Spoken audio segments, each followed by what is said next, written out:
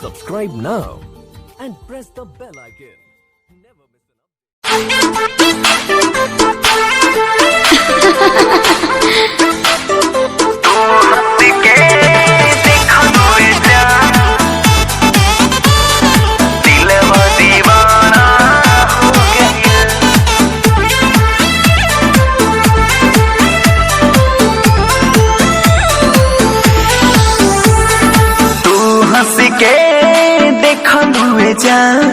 दिलवा दीवाना हो गइल।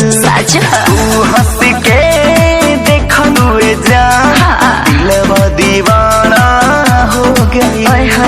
तोहरा गली में रोजो हमरो, तोहरा गली में रोजो हमरो आना जाना हो गइल। तू जब से देखलया जान दिलवा दीवाना हो गई।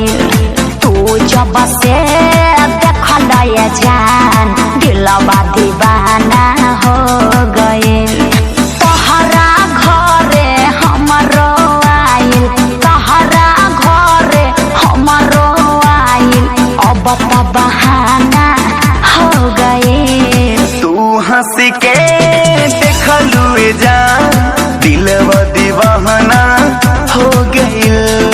तू जब से देखलया जान दिलवा दीवाना हो गइल।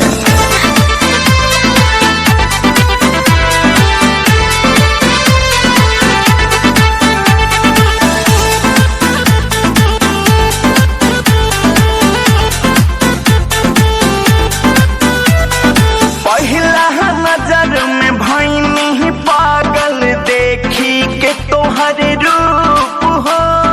होठवा लगल गुलाब के फूलवा, बिंदिया हजारा के धूप हो। बिंदिया हजारा के धूप हो, बिंदिया हजारा के धूप हो। लड़ते नाना धड़कन धड़कल भइल अजबे फील हो। चोर बन के चोरी कली हल जानो हमारा दिल हो, जानो हमारा दिल हो, जानो हमारा दिल हो।